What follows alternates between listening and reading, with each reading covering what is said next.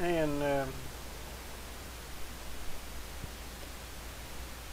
what's going on? I got something for our fine feathered friends here. Okay. Are you going to insult somebody? Uh-oh. Play the national anthem. Be careful, I might stand up and salute.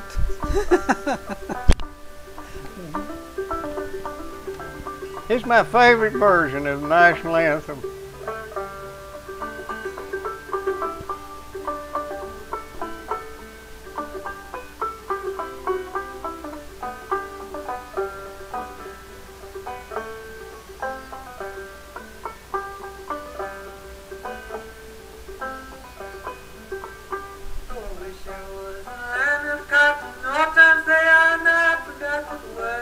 It's Huckleberry Flint.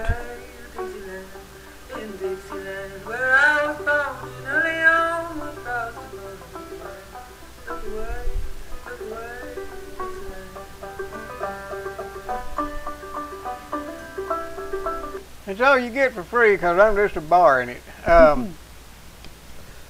was driving, they had a sign, something, going to have an auction on a piece of property out there, and I drove around. I turned off there at Lewis Sharp's and went down through there. Down the holler. Went down the holler and went around and come back up about an 8-mile loop around through there. Did you go out, did you come back out over to well, I come back out at Lewis's, but I went all the way you around. on that loop, okay. Went around the loop and turned right there where George Basheur's farm is and come back up to Lewis's. And I got to thinking on that trip, I mean, these houses there, it's been a long time since I've been through there. There's several houses in there go $500,000 a piece. Yeah. And some would go more, I guess. And there's a few that will knock at 150, 200,000. But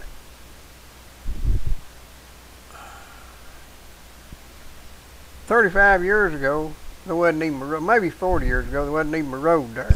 Well, that road goes down there, and it comes into where a place you have to go left or right. Yeah. Okay. Where that road comes in there, if you hold right about 400 or 500 yards, Ray and I owned that piece of property there years ago. And I only visited it a time or two. There was a cabin set back in there. And we ended up that piece of property. I don't know how much there was of it now. I can't remember. But we sold it to somebody. You know, well, anyway, stuff gets away from maybe the one they're having an auction on.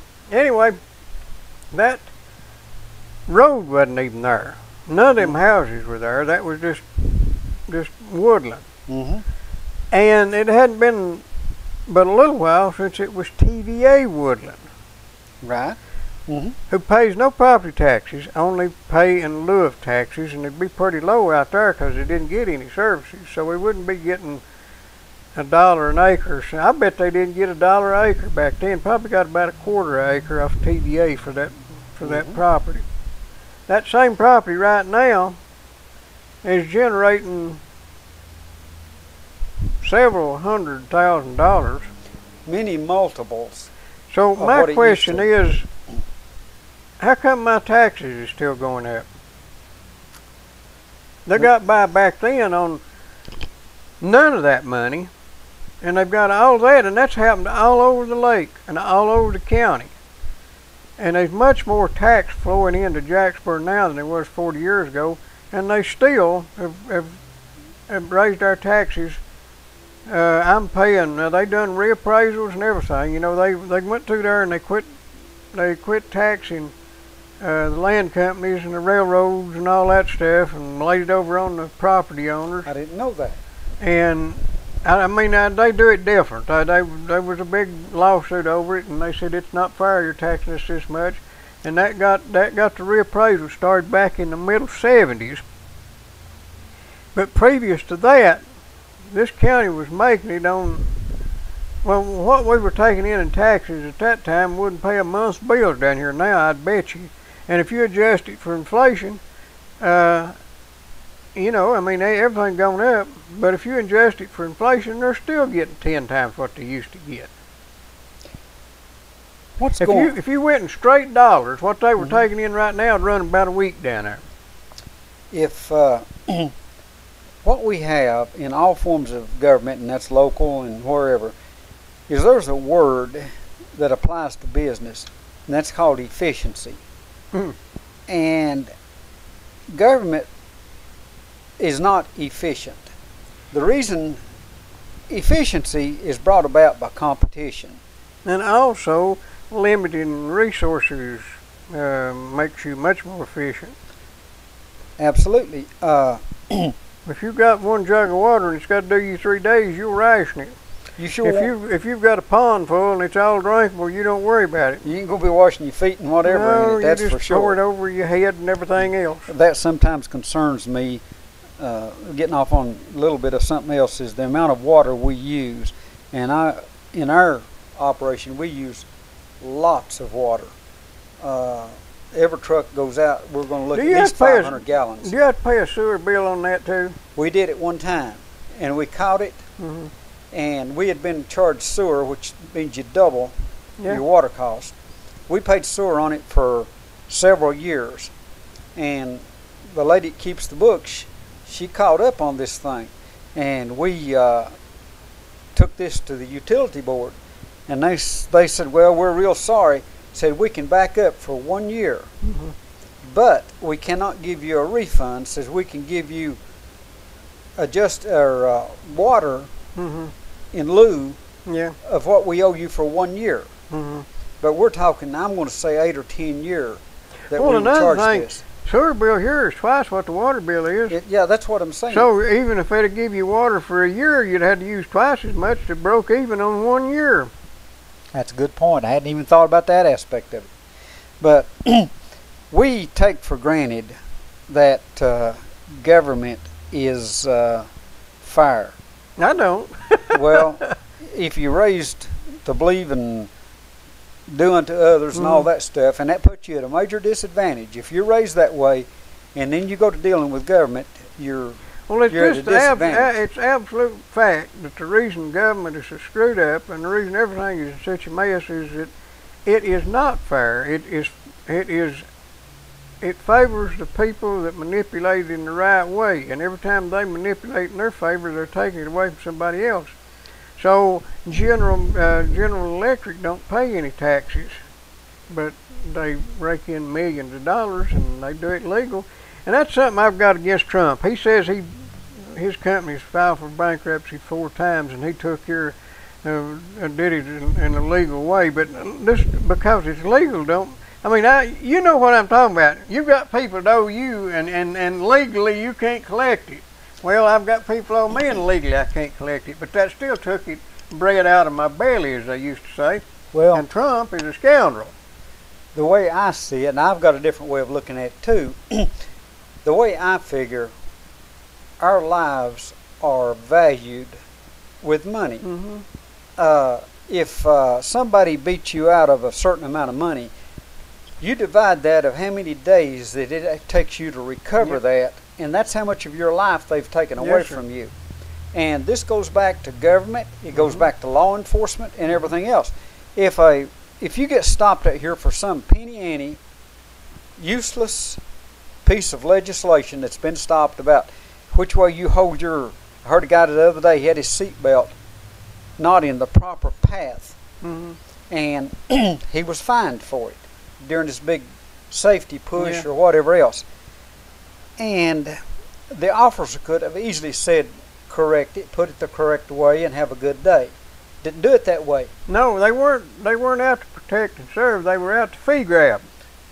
Well, this what I figure is whatever that fine costs that person. If that person earns that much in a day or 2 days or whatever it takes him to earn that amount of money, they took that many days off his life.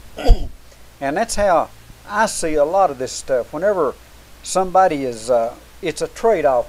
If you go down here and buy yourself a nice meal or anything you want to buy, you're trading your time, your life off for whatever it is that you're going to receive. Right now, taxes are taking about half my life. Well, that's a good point, see.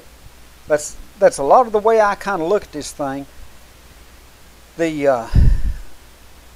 it kind of goes through my mind. Whenever it comes to law, I know that I violate laws constantly, and I'm talking about moving violations. Mm-hmm. I drive faster than what's on the little signs. I drive what I consider to be safe, and I pace my driving according to the conditions, be it weather or traffic or whatever the conditions are, and what I'm traveling for. If I'm traveling in an emergency, I'll tend to take a little more risk, because sometimes if I'm going to a situation, minutes count. If you know what I'm talking about. Mm-hmm. We transport what I consider to be the most perishable item there is. Our product that we're hauling will go. It'll go bad a lot faster than a load of peaches will. You follow what I'm saying? Mm-hmm. I don't care if you're hauling milk or whatever you're hauling. What we're hauling not only will become worthless, it'll become a liability within about 2 hours or 3. Yeah. At the most, it'll become. It can destroy your whole work. It can ruin the first lick will cost you $10,000. The first piece of part of the equipment that it'll destroy. But anyhow, in those situations, and the weather, if it's hot and you've got only so many minutes to solve a problem, if you don't solve that problem, it becomes what I consider to be a catastrophe, a $10,000 mistake, or becomes a damn good boat anchor you have yeah, water, it does. Some things go bad. But anyhow, I've got nothing against the officers, but what they're doing, they're under orders by somebody who is in a higher position that orders them to go out here to a certain location and enforce the law to the letter. And I hate to think about it or even talk about it, but I know that this has gone on in time past in local. Now, I think that if you pass a law, you ought to enforce it to the letter on everybody, because it won't last long if it's not a good law. Well, this is correct. It's like a speed limit law. When we have a speed limit out here at 40 miles an hour, there's no way that if you set 2 vehicles at you run 40 miles an hour maximum, traffic would be backed up something unbelievable, especially in this, between the 5 and 6 o'clock time period and in the early time period. Right here is a book called 3 Felonies a Day, and it's by a guy named Harvey Silvergate, and here's a quick synopsis. It says, the average professional in this country wakes up in the morning, goes to work, comes home, eats dinner, and then goes to sleep, unaware that he or she has likely committed several federal crimes that day. Most likely. Why? The answer lies in the very nature of modern federal criminal laws, which have exploded in number but also become impossibly broad and vague. In 3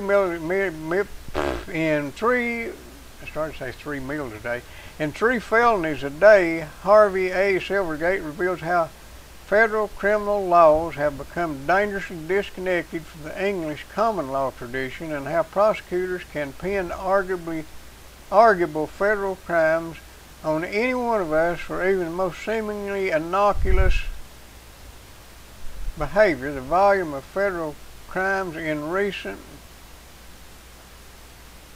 decades has increased well beyond the statute books and into the morass of the Code of Federal Regulations, handing federal prosecutors an additional trove of vague and exceedingly complex and technical propositions to stick on their helpless targets. I run into a word there and had to stop and think about it. I was thinking about this guy. There was some African dictator, African government official some years back, and he had this real hard to pronounce name, and there was this local news guy down, I think he was in Atlanta or Florida one, but anyway, they talking about what this guy did. He could not pronounce that guy's name. He just could not do it. He never could get it right. and there was a news release come out, and he was a guy up to read the breaking news, and that guy had been assassinated, and he had to come on the news and read it. Mm. So he come on and he gave the whole story, and he said, and the name has not been released till his family's been notified. And he done told him he was the head of the country, and he done said, you know, the president, when he was, Mugabe was slain, and his name not being released until his family's been notified. The guy was thinking on his feet. Yeah, he figured that out. He's figuring out how to do it. But anyhow, I agree with you. I think, especially moving violations, what we do in this society, we make laws that cover the lowest common denominator. Well, what we do is we pass a law, and when it's not enforced and people throw a fit, we pass another. Well, that makes sense, yeah. Pass another one. I mean, you know, we got a law that says you ain't supposed to shoot people unless they need killing, but they want to pass a law that makes it harder to get a gun. Well, if you're going to disobey one law, you might well disobey both of them. On this gun thing, it's something that we take it from our, whenever they make mention of it, we think about our person, but we don't come up with an alternative. And I have come up with what I consider to be an alternative. And that's whenever all the police officers, everyone whatever, surrenders their weapons first. Mm-hmm. Then we start surrendering ours. I think all of the Secret Service and the FBI guys ought to be first on the list. I agree. They should surrender their weapons first, not be allowed to carry one. All federal officers should be required to not go armed, and then the citizenry could file a suit. Correct. That way the president would have to take the same chance as the rest of us. Well, we'd be setting an example. Yeah. I mean, if you're going to lead from in front. Don't lead from behind. I was listening to Neil Bort's commentary today, and he was talking about out there at Ferguson, what they needed to do was go in there and just limit, you know, put a certain A border. perimeter. Yeah, you know, not a fence, but just a line perimeter. and say, no police officer will enter this compound, Right. this area, and none whatsoever. If you come out and you commit a crime or are wanted for a crime, we'll arrest you. But if any crime you go in there with, you can stay, and we won't interfere with you. And then put cameras in there, all over it, and write the law so none of these cameras could be used as evidence or anything, and put in a reality cable channel and just let people subscribe to it and watch what's going on. And allow them to take their ball bat or anything they want to take for self-defense, yeah, if of you course. ain't got nothing else to do, you ain't got Go down there and... You ain't got nothing else to do, you can watch this place don't have any law in it, and see if you want that at your house. Sounds like a good idea. That's what you call thinking outside the box. And I think that is a large part of our problem, was we're not allowed to think. When I say outside the box, I'm talking about the box that we have allowed legislatures to build. What we do is you know, do you still beat your wife? I mean, that assumes, I mean, to answer that either way, you're just acknowledging that you beat her. Well, you might say, well, I beat her till she shot my ear off, and I decided not to. You still beat your wife. You either used to beat her or you still beat her. You can't win on that question. Well, that's what I was talking about Saturday when I was talking about they proposed down there at the courthouse that all them there, they was trying to find some money to cut. Of course, they still buying all the pencils they bought. But they proposed that they use the jail inmates down there to clean the offices instead of hiring janitorial help. And the heads of the offices down there rightly complained and said, we don't want prisoners in here in the trustee's office and the register of deeds office and the circuit court clerk office. We've got to secure this place, and I agree 100%. So our first assumption was that we had to hire somebody to clean that office. That just trapped us into saying, well, we can't do that then. Why didn't we say, you guys are getting paid more than anybody else in this county, won't you clean your own offices? What about if everybody that voted, or if they voted on this thing, everyone who votes to allow one of these incarcerated prisoners or whatever, why not they take one of these prisoners home with them and surrender what they're getting paid for that month? But see, that you're still arguing on the same faults. Do you still beat your wife thing? Yeah. Because we don't need prisoners. We don't need janitors. We've got people down there working offices. I mean, you can tell I do a wonderful job around here cleaning my own office. They can clean their office. Well, I agree. I have to.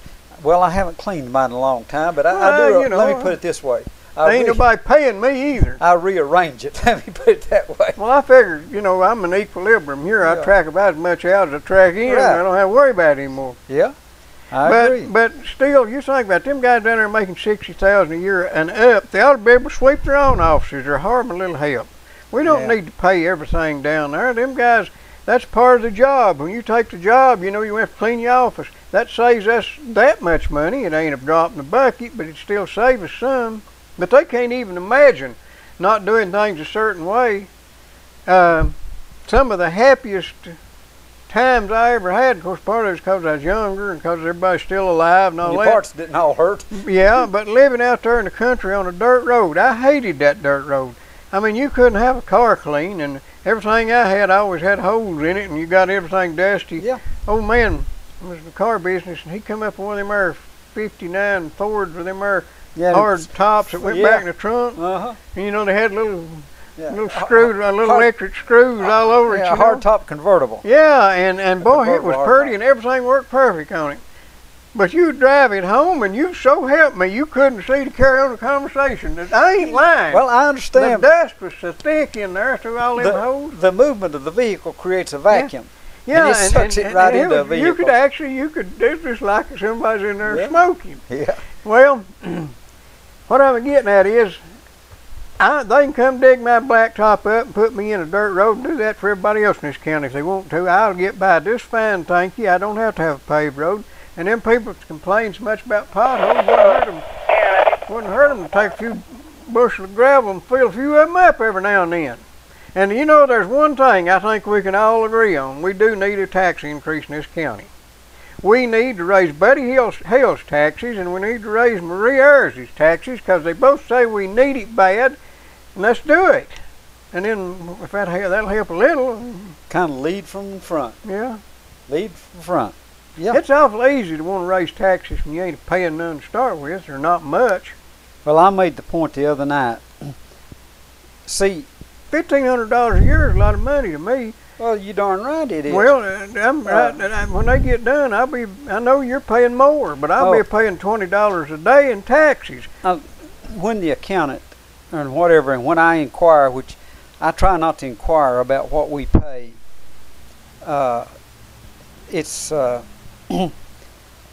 we pay more in taxes than I used to earn in 2 or 3 years, just in taxes. And I pay nearly as much as an engineer starting pay when I got out of school.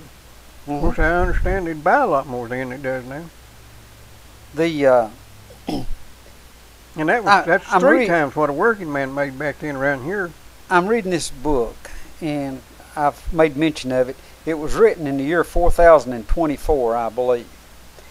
And yeah, that's right. You kind of wrinkle your eye when I say 4024.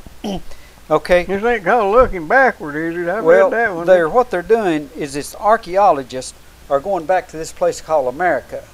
And they're digging back in to see what they can find about the ancient Americans, that they're a bunch of idiots or whatever, like cave people or whatever they was. But they're digging in and looking at how they had a form of government and how they worked and how many mistakes they made and how dumb they were in their thinking. And I believe one of the statements, we had moved into that point in time to having a king or something, and the king stated something to the extent concerning this, that there are certain things that even the king can't fix, and stupid is one of them. That he can't fix that. He can fix all sorts of things. But anyhow, we have allowed ourselves to become socialist. We're not accepting the name yet. Most of us aren't.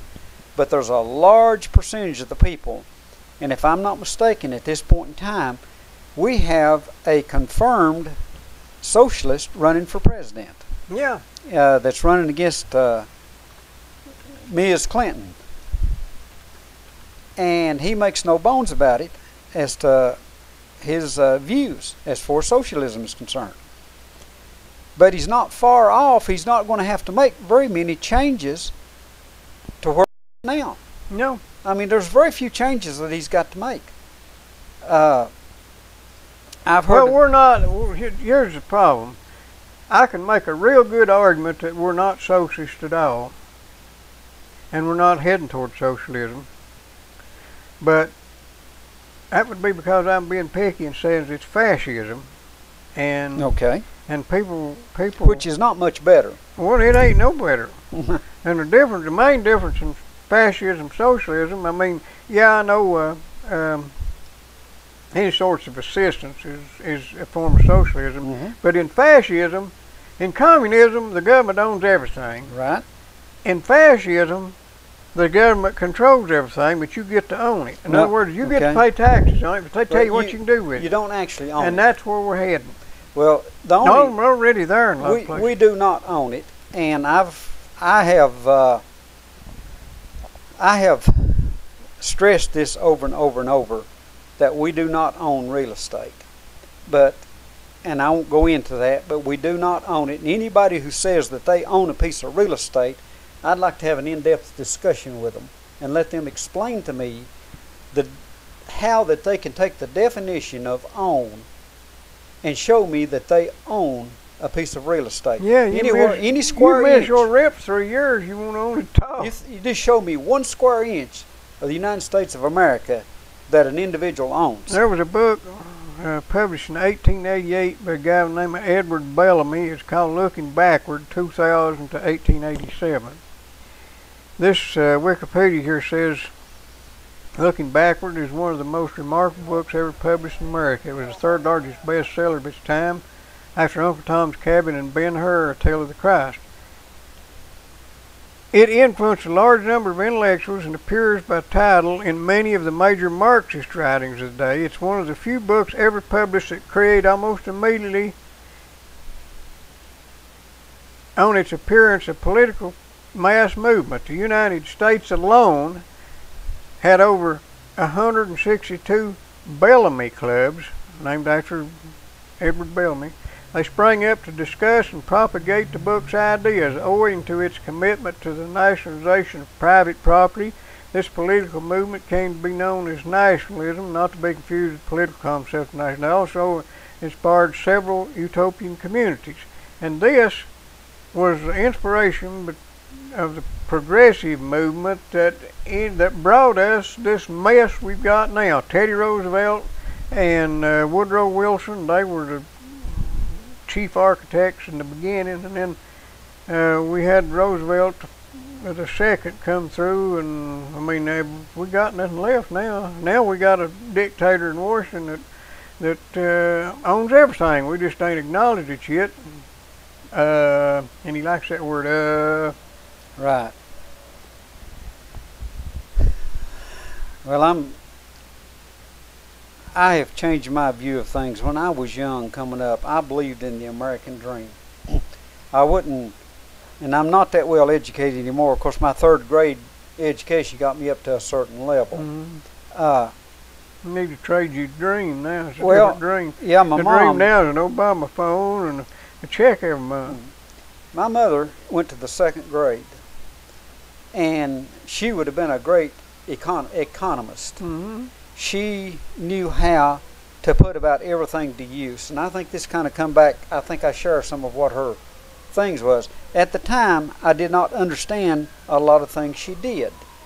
My mother, I don't care what it was, if she was sitting on the porch, she would be doing something. Yeah. Most of the time it would be peeling apples, breaking beans, or doing something. They always prepared not to starve. People Well, now prepare to let somebody feed them. This was part of what I didn't understand at that point in time. My mother was one of 13 children. Yeah. And at that time, I believe there was 11 of them that had survived. That sounds just like my mother's family. Okay.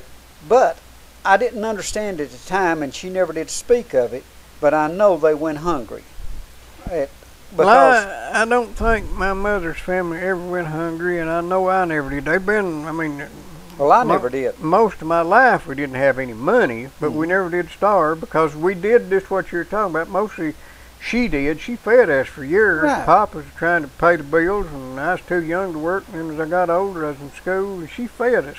But I'll tell you, first off, I know you got more than a third grade education. I know you don't have a college degree unless you've got it, and I didn't know about it. Well, the degrees are worth what you pay for. But we all got one from University of Western Australia. We're both doctors. Yeah, we're both But anyway, PhDs, I printed them off online. They're worth 50 cents a piece, I believe.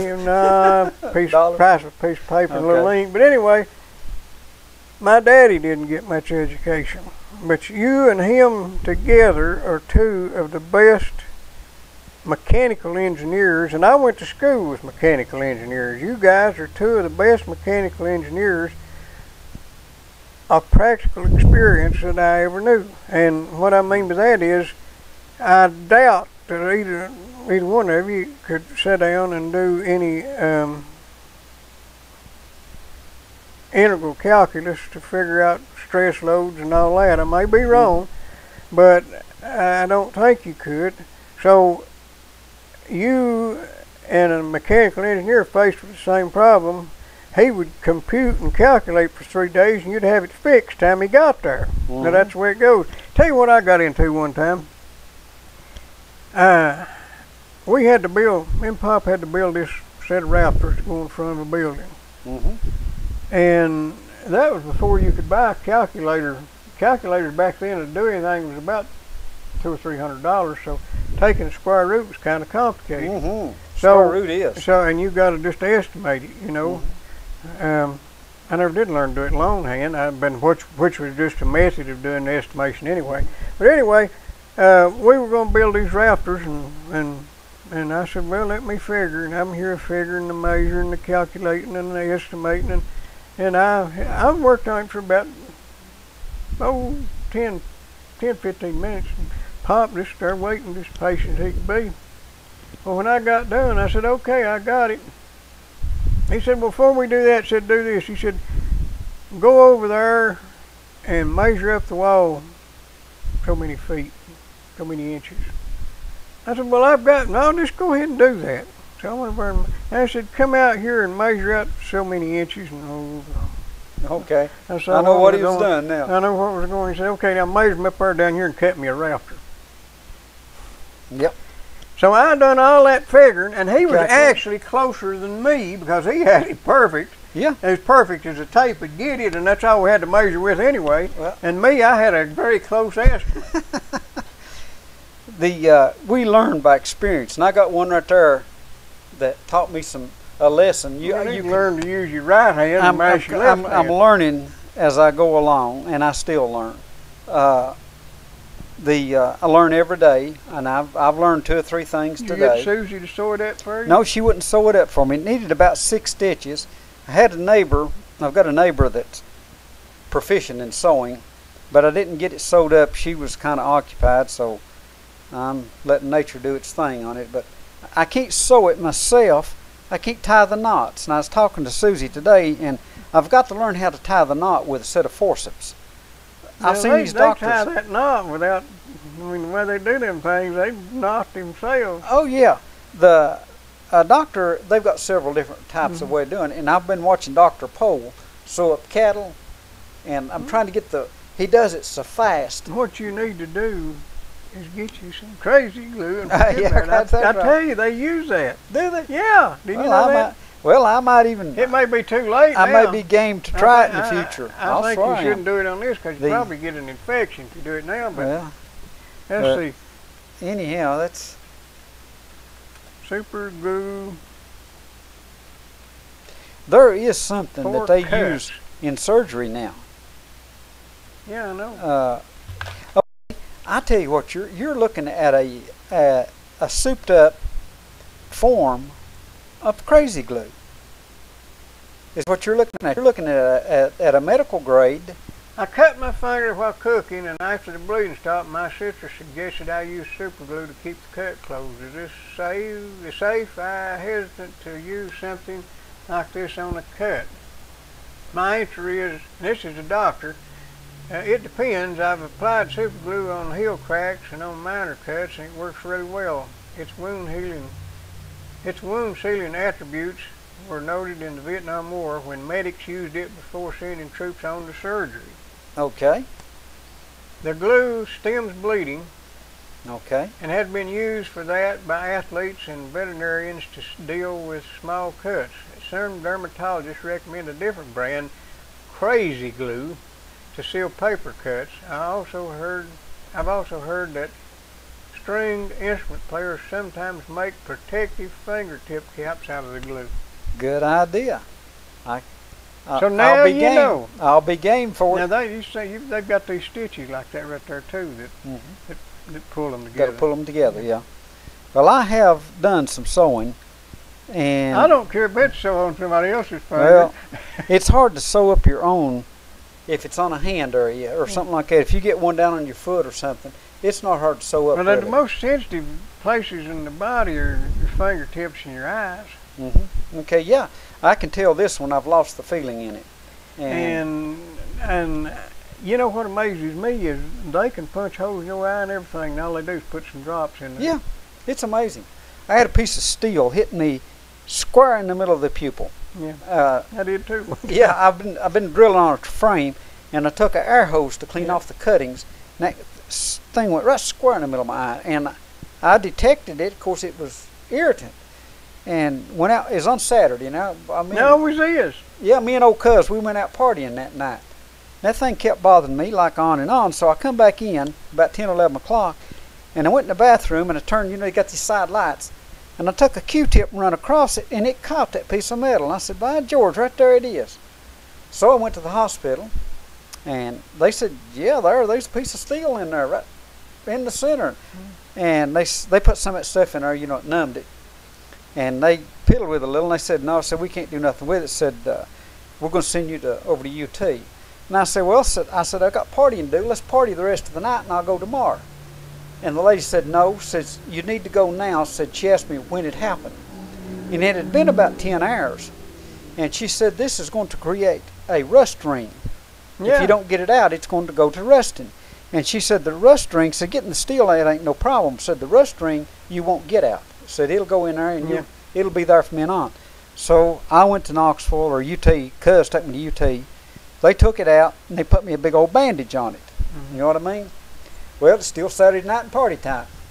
So cuz, he said, let's have some fun. He's always in for some fun. So we had some these little magic markers.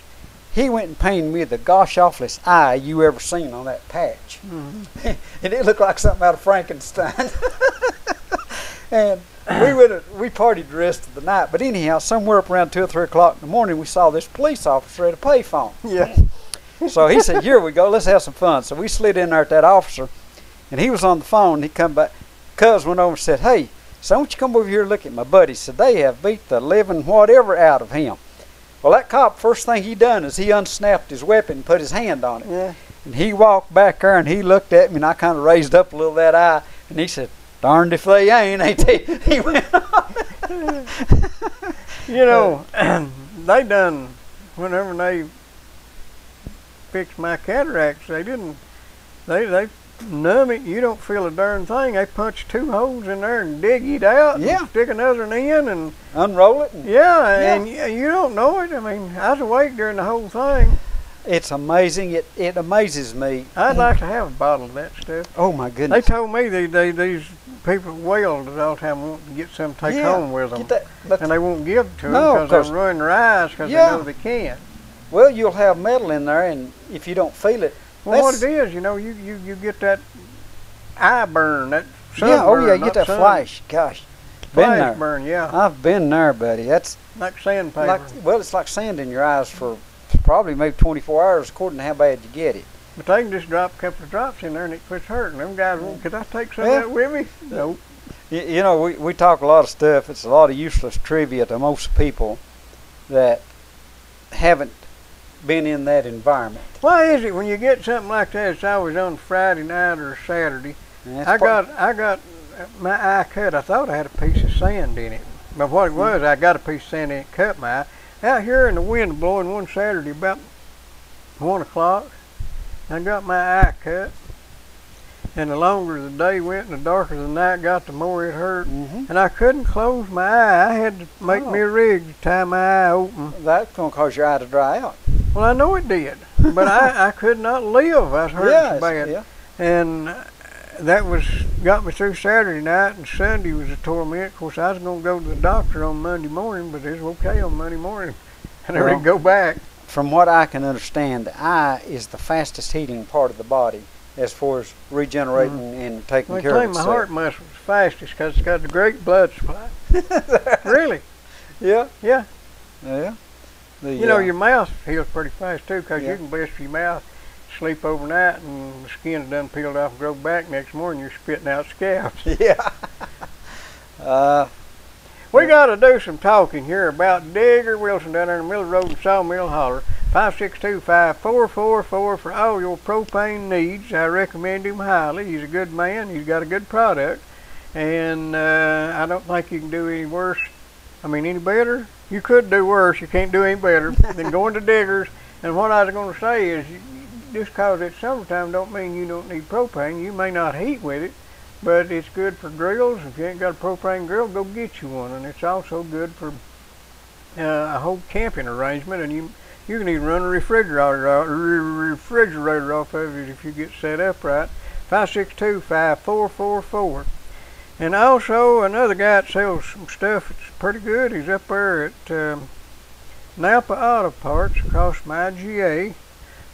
Spreading Auto Parts, Napa dealer, local. They're hooked up nationwide. Got a immense assortment of parts. If they don't have it here, they can usually have it tomorrow morning, if not the same day. I think they've got trucks coming a couple of times every day, and you get about anything you want, and you won't get some Chinese knockoff. You'll get a good part, and it'll surprise you how cheap you can buy a good part compared to what a bad part costs you. 562-2529, 562-2529, and one more phone number is 562-9370. And in case you don't know, that's Vital Care. They run the ambulance service here. They've got I think the only ambulance in the county that has a mobile ventilator in case you need ventilating as you're being hauled around. And they do a lot of transport between medical facilities, hospital to hospital, or hospital to rest to a nursing home, and hospital home too, of course, and from the side of the road to the hospital. They do emergency runs. Yeah, they do them all. Sure. But they're equipped to take care of about anything goes on. They all got trained, certified technicians on every ambulance, and they're locally owned. They're not subsidized by your taxes, and that $3 million that we're using on the other tax service would go a long way to paving roads, I think. But anyway, 562-9370, or dial 911 and request Vital Care. And that's all I've got to say about that. I heard, I guess it was last night, on Gibson's show, they presented some information that I was not aware of pertaining to the city of La Follette. And there was a survey or some kind of a study done. Did you hear that? Yeah, I went past it on. You was? Okay. Yeah. I thought that was quite interesting. About being the worst place in Tennessee to live? The less desirable of, the survey was over all cities in the state of Tennessee that had in excess of 5,000 residents. No, let's see, was it 5,000? Yes, 5,000 residents. And that came to me from my daughter. She sent it to me. Let me find it here.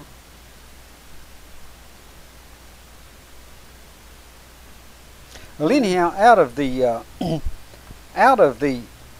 100 surveyed, La Follette was the 100th as far as the least desirable to live in. And I would have never thought of that, but I guess if you stop and think about it, it'd be correct. Right here is what it says. Okay.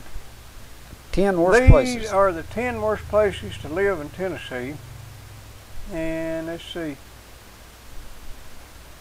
After analyzing 104 of the state's most populous cities, over 5,000 people, we came up with this list of the 10 worst places to live in the state of Tennessee. Okay. Number 1 is La Follette, then Humboldt, and Ripley, and Covington, and Lawrenceburg, and Newport, and Brownsville, and Dyersburg, and Crossville, and Paris. But now I'd like to add something to this. I'd quibble about a little bit of this because the way they define worst places to live might not, in my book, necessarily be a bad thing, because it says here,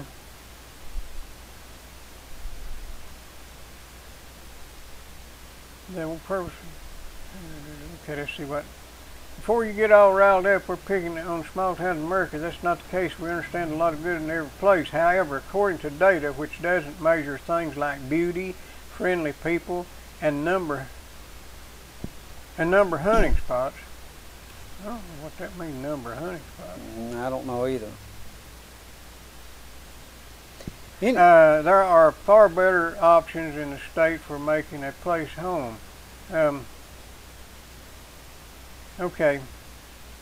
In order to rank the worst places to live in Tennessee, we had to determine what criteria people like or dislike about a place. It isn't a stretch to assume that people like low crime, solid education, good weather, great weather, things to do, and a stable economy. So we scraped the internet, scraped the internet for those criteria, asking for the opposite of those, and it spit out into answer like magic. So they're using population density. The lower the population density, that means there'll be less indoor entertainment. So if you're not got a lot of people congregated, you're not going to have as many theaters. You're going to have an opera house. Yeah. So that's something that I'd rather not have an opera house as to be living in a high rise. Right. So I'd argue, that's still just a definition. And the highest unemployment rates, well, I can't argue that because ain't nobody around here works for me and you and Bob. And I think he's quit. Yeah. Adjusted median income, there you go again. You don't make any money around this place. If you do, you pay it in taxes. And high housing vacancy rate, I'd say if you count businesses, we'd probably come out less than the worst. And education, which is low expenditures per student and high student-teacher ratio, I don't necessarily think that education should be measured in dollars. That is a... Or teacher-to-student ratio either. I agree. Because we had a 3-room school, and I thought we'd done pretty good. I think education, to me, is if a student is motivated, that's where you're... And learn how to learn. Well, Mommy and Daddy can make all the difference in the world in education. Oh, absolutely. But the problem is with the school system where they're teaching you, indoctrinating you instead of teaching you, that's not good anywhere. I didn't want my kids to learn about going green when they were in kindergarten and preschool. In fact, I just assumed they'd have been told the truth about it when they got a little later in life, like the fact that the EPA has killed millions of people. That don't count for nothing, though. No, we had an EPA inspection today, and had the two that came by, lady and gentleman. We had a cordial conversation before we went into the process or whatever else. They were very cordial, whatever, and I think they weren't out to cause, in other words, they wanted to look and to see. They weren't picky, you know what I'm saying? If you do this, if you do that or whatever, and just let us know. Well, what are they concerned about? Dust? Dust, yeah, dust control. And well, the thing about it is they still have to find enough to justify their job. Well, this is true. They looked at the equipment and whatever else, and they didn't have any suggestions needed to change. They just wanted to look, and there was no citation written or anything like that. And they said that at a certain, there was one of the functions that we do that we weren't doing today, and they said sometime, say within the next 180 days, says, when you're going to do this, call us in advance, and we'll come here and watch you do it. And of course, there's no problem with that. It's What just is it? Offloading cement. Okay. What's going on You got to have something to catch what well, the air you displaced. Okay, what's going on is there's some people that are in the industry that do not maintain their bag houses, and this is useless trivia. But you've got a filtration system, and whenever you're offloading, you're putting out about 600 cubic feet per minute of air carrying the product. Yep. You got to trap what's going out with that air. That's right. The product you're sending up is actually, it's got to be heavier than air, of course, and it's going down, but you're creating dust within the silos. And this bag house has enough capacity to let the air go out, and it's tight enough that the cement particles will not go through it. And once you unload, then you have a vibrating device, a shaker we call it, on top that will shake that whatever excess is off, and it'll fall back into the silo. And there's some outfits that if they get a hole in the bag, they don't take care of it, and it can create an awful situation for your neighborhood. Letting this stuff go airborne. And the kind of stuff you're talking about is kind of hard on the equipment when you get through too. Oh, it creates a mess. It'll settle anywhere there's a drop of moisture. You'll have a problem. You got a hard spot then. You have. And not only that, the product that you're losing is expensive. Is it flammable, combustible? No, it's not. It's I didn't think so. In fact, they use rock dust to quell. That's right, to keep down explosions and whatever. And you know, cement that's what it is. It's a mixture of rock dust and gypsum and 2 or 3 other things. Which is rock too. Which is rock too. But they have a lot of problem around grain. Oh, now grain's a different thing. You got that much of that particle suspended in there and light a match, and you've got a bomb. Oh, grain. I mean, you had a bomb right before you lit the match. Now you ain't. Grain is not only grain. There's oodles of things that are. Oh yeah, explosive. Anything that'll burn if you can get it in suspension and air suspension. That's right. The right amount of oxygen, oxidize, and that's like ammonium nitrate. It will. You get enough oxidizer or whatever, and you hit it hard enough, then it'll create its own. Boy, this is useless trivia we're talking about. No, you might want to build a bomb. Okay, ammonium nitrate fertilizer or whatever, and there's different grades of it, potassium, potash, and whatever else. But anyhow, it's in what's called preels, and all it is little bitty BBs, or smaller than BBs, but a lot of it is. And what they do to make this stuff, it's in liquid form. Yeah. And they run it through a sieve, and it's in a I'd call it silo. It's like an air tunnel. Yeah, like they used to make shot. That's right, and it falls through. As it runs through this sieve, you got a fan under the bottom. It dries before it gets to the fan. That's correct. It dries it, and then you've got preels. Now, whenever you go to use this stuff, if you're going to use it for that purpose, for explosives, there's little like stacking up marbles. You've got dead airspace in between these preels. Yep. And that's what gives it its oxygen and bang to where it can get enough to once go. you get it lit, it provides its own oxygen. It is an oxygen. Once you get the catalyst, it'll create its own. But if you, let's say you damage this stuff, you're unloading it with a blower and whatever else, and you turn it back to a powder, some of it won't even explode if you don't have. If you get a big kind of a greenish looking smoke is what you'll get. Well, what is them there? I've seen sleeves of oxidizer. I reckon. Right. Yeah. That's what is that? Okay. I know you can burn them, but they won't explode. Oh, you can burn dynamite. Oh yeah. I know somebody that's done it. He ain't that guy with one arm, is he? I've seen them guys too.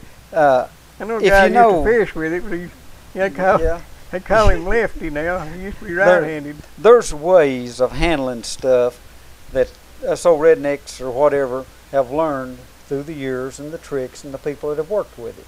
I've always heard that if you'd run exhaust into a gas tank, you could That's weld correct. it. You can disperse the Well, what oxygen. you're doing, yeah, that's what You're I was putting saying. an inert gas in. Yeah, they're saying you to kill that gas in there. They don't kill it; they just push out what's going to burn it. That is correct. You get the oxygen out, and you fill that up with carbon dioxide or carbon monoxide, which is an inert gas, and then there's a sniffer. You hook that exhaust up to it, and you run that through there, and you take a sniffer, and you sniff what's coming out, and it'll tell you at what point that it's no longer explosive. Yeah.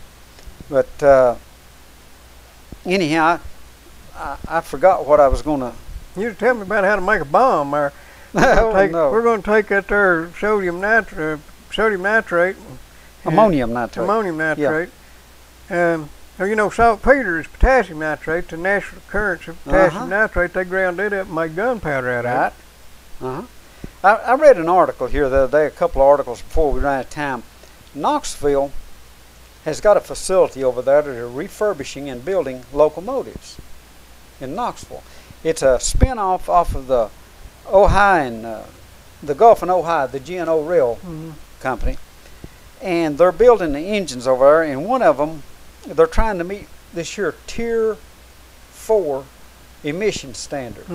And they've got an engine now that they're going to come off with here, I believe, in a few weeks as a test engine to run it to see.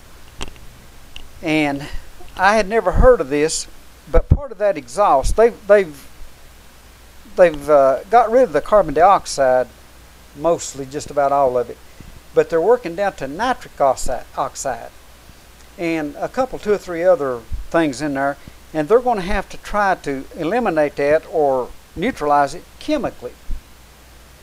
And of course, I don't understand. I get a little thinking they've got to separate it first of all, separate it from the exhaust, and then treat it in order to make it acceptable. But this standard is going higher and higher. It's unbelievable what the standard is. If you want to hear the rest of the story, tune in Saturday up at WLAF 1450 or right here on the internet and 100.9 or WLAF.com or 1450 and I guess that's it. Okay, well, we've shared a lot of useless trivia today, haven't we? We did. We get us signed off here. Bye.